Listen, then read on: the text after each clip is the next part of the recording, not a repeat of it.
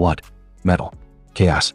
Jey Uso laid out cold, surrounded by steel pipes and broken dreams on the concrete floor of the KFC Yum Center. And right now, the entire WWE universe is asking one burning question. Who did this? Who would be ruthless enough, calculated enough, desperate enough to take out one of the hottest superstars in WWE just hours before SmackDown goes live? Buckle up, because what I'm about to break down for you is bigger than just one attack. This is a conspiracy that reaches into the darkest corners of WWE, and by the end of this video you're gonna see the full picture of just how deep this rabbit hole goes. Before we dive into this insane story, I need you to do something for me. If you love wrestling, if you live for these moments that give you goosebumps, hit that subscribe button right now. Seriously, we're building something special here at SLAMZONE, a community of real wrestling fans who aren't afraid to dig deep into the stories that matter. Smash that like button, turn on those notifications, because trust me, you don't want to miss what's coming next on this channel. We're just getting started, and I promise you, this journey we're on together is going to be unforgettable. Now let's get into this.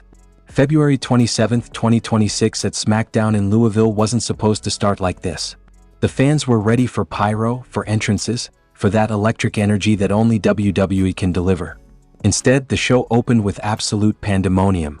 Emergency personnel rushing through the backstage area, officials shouting, and then the cameras cut to footage that sent shockwaves through every single person watching. Jey Uso, the YET master himself, being wheeled out on a stretcher, his body battered and broken, loaded into an ambulance with Jacob Fatu at his side. You could feel the confusion in that arena, the disbelief. This wasn't part of the script that anyone expected. Jey had been scheduled to compete in one of the biggest matches of his career at Elimination Chamber, a chance to punch his ticket to WrestleMania 42, a chance to prove that he belongs at the top of this industry. And just like that, with one brutal attack, it was all ripped away from him. But here's where this story gets really interesting. The attack happened before SmackDown even went live. Think about that for a second. Whoever did this wasn't trying to make a statement in front of the cameras. They wanted Jey gone before anyone could stop them. This was surgical. This was personal. This was someone who knew exactly what they were doing and exactly when to strike. When officials found him, Jey was buried under a pile of ladders, wooden beams, and metal equipment. Can you imagine the sound of that? The crash of steel hitting concrete, the weight of all that equipment coming down on one man. This wasn't a quick attack. This was someone trying to send a message, trying to make sure that Jey Uso wouldn't just miss Elimination Chamber, but that he'd remember this beating for a long, long time. The locker room was in absolute chaos. Jacob Fatu was screaming for General Manager Nick Aldis to find the perpetrator. And you can understand his rage, can't you? Just a few months earlier, Fatu himself had been the victim of a mystery attack that knocked his teeth out and put him on the shelf for 3 months. Now his cousin, his family, is lying there unconscious, and nobody seems to know who's behind it. The frustration, the anger, the feeling of helplessness, it was written all over his face. And that's when the suspects started crawling out of the woodwork. First up, Drew McIntyre. The Scottish warrior came out to that ring with a smirk on his face, mocking Jey's situation. McIntyre denied any involvement, insisting he had nothing to do with what happened to Jey, but come on. This is the same Drew McIntyre who has been obsessed with eliminating anyone who stands in his way. Drew had every reason to want Jey out of that chamber match. One less competitor to worry about, one less threat to his championship. But McIntyre's denials felt hollow, especially when you consider what happened later that night. Then there's the Vision. Logan Paul and Austin Theory. Paul Heyman came out almost immediately, pushing Logan Paul as Jey's replacement. Now isn't that convenient? Almost too convenient. Your biggest opportunity gets handed to you on a silver platter right after your competition gets taken out? Jacob Fatu himself pointed the finger at Logan Paul and Austin Theory, and when you connect the dots, it starts to make sense. These guys have been trying to climb to the top of WWE, and what better way to do that than by removing the obstacles in your path? If you're enjoying this breakdown, do me a favor right now and hit that like button. Drop a comment below telling me who you think attacked Jey Uso. Is it Drew McIntyre playing mind games? Is it the Vision making a power play? Or is there someone else lurking in the shadows that we haven't even considered yet? And make sure you're subscribed to SlamZone, because we're diving deep into every twist and turn of this story as it develops. This is where the real wrestling conversation happens, and I want you to be part of it. But let's keep digging, because there are more suspects in this case than you might think. Sami Zayn's behavior raised eyebrows too. The honorary Uso wasn't at the scene when Jey was found. He showed up later, demanding answers from Nick Aldis, but something felt off about the whole situation. Sami and Jey have had their share of ups and downs over the years. They've been brothers in arms, but they've also had moments of tension. Could Sami have snapped? Could years of playing second fiddle to the bloodline have finally pushed him over the edge? And we can't forget about the masked man angle that's been playing out for weeks. A mystery attacker has been appearing since the Royal Rumble, striking with Seth Rollins' signature curb stomp. Fans thought it was Rollins himself at first, but the reveal has left more questions than answers. Could this masked man have been the one who took out Jey? Is there a connection between all these attacks that we're just not seeing yet? The pieces are scattered across the board, and WWE is making us work to put this puzzle together. Here's what makes this whole situation even more intense. The final spot in the Elimination Chamber came down to a match between Logan Paul and Jacob Fatu. The Samoan werewolf wanted revenge. You could see it in his eyes, in the way he moved, in every strike he delivered. He was fighting for his cousin, for his family, for justice. And for most of that match, it looked like Fatu was going to get exactly what he wanted.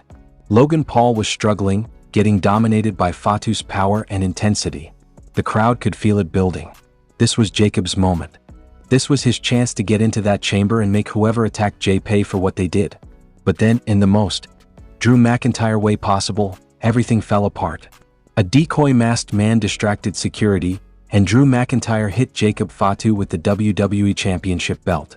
The crack of that title against Fatu's skull echoed through the arena. And just like that, Logan Paul picked up the pieces and pinned Jacob Fatu to steal that final Elimination Chamber spot. The betrayal. The manipulation. The sheer audacity of it all.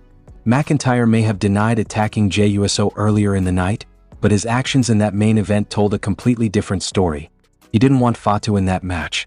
He wanted Logan Paul, someone he could potentially control, someone he could work with, someone who might be more manageable than the rage-fueled Samoan werewolf looking for payback. But Jey Uso isn't the type to stay down. Just days later on Monday Night Raw, Jey made a shocking return. The crowd absolutely erupted when his music hit. He came out on crutches, selling those injuries from the SmackDown attack, but you could see the fire in his eyes. This wasn't a man coming back to make peace. This was a man coming back for war. When Austin Theory was beating down Jimmy Uso, Jey limped to the ring and the place went absolutely insane. Brothers united. The Usos back together with one mission: make whoever's responsible for this nightmare pay the ultimate price. Jimmy had already been going after the Vision, laying his hands on both Austin Theory and Logan Paul, convinced they were behind the attack on his brother. And when Jey joined him, the energy in that building was electric. Jey threw Austin Theory into an ambulance, a pointed callback to how he himself left SmackDown. The symbolism wasn't lost on anyone. You want to put me in an ambulance? Fine. I'll return the favor. That's the language Jey Uso speaks. That's the mentality that has made him one of the most beloved superstars in WWE. He doesn't back down. He doesn't forget. And he sure as hell doesn't forgive. After Raw went off the air, Jey took to social media with a message that showed exactly where his head's at. The YET Master isn't just looking for answers anymore. He's looking for revenge. And when Jey Uso is on a mission like this, somebody's going to pay in blood. Now, the mystery still remains unsolved. WWE hasn't given us a definitive answer about who attacked Jey Uso that night in Louisville. But that's what makes this so compelling, isn't it? Every week, new evidence emerges. New suspects reveal themselves. New alliances form and old ones crumble. Some people think this was WWE changing their plans after Bronson Reed's injury earlier in the qualifying rounds. Others believe it's a conspiracy that goes all the way to the top of the company. And honestly, both theories have merit. What we do know is this: WrestleMania 42 is on the horizon, and this story is far from over. Jey Uso's attack has created a ripple effect throughout the entire WWE landscape. The Usos are reunited and out for blood. The Vision is in the crosshairs. Drew McIntyre is playing puppet master from his throne as WWE Champion. Jacob Fatu is still seething about missing his opportunity. And somewhere in the shadows, the real attacker is watching all of this unfold, probably laughing at the chaos they've created. This is what wrestling is all about. Not just the moves in the ring, but the stories that make us care. The betrayals that make us gasp. The revenge that makes us stand up and cheer. Jey Uso's journey from that ambulance in Louisville to wherever this road leads him at WrestleMania is going to be one of the most emotional, intense, and unforgettable stories WWE has told in years. And we're all along for the ride. Before we wrap this up, I want to say thank you. Thank you for being here. Thank you for being part of the SlamZone family. If this video got you hyped, If it made you see this story in a new light, if it gave you goosebumps even for a second, then hit that like button one more time. Subscribe if you haven't already, because we're breaking down every major WWE story, every shocking moment, every twist that keeps us on the edge of our seats. Share this video with your wrestling friends. Drop a comment and let's debate who really attacked Jey Uso. This is where legends are made, where stories are told, and where the real WWE universe comes together to celebrate what we love. The truth is out there. Jey Uso is going to find it. And when he does, when he finally gets his hands on whoever took away his Elimination Chamber opportunity, on whoever tried to end his career, on whoever thought they could break the YET Master spirit, that moment is going to be absolutely legendary. The road to WrestleMania just got a whole lot more interesting. And we're going to be here every step of the way, breaking it all down, piece by piece, until we get to the truth. This is SLAMZONE. This is where we go deeper. This is where we understand the business.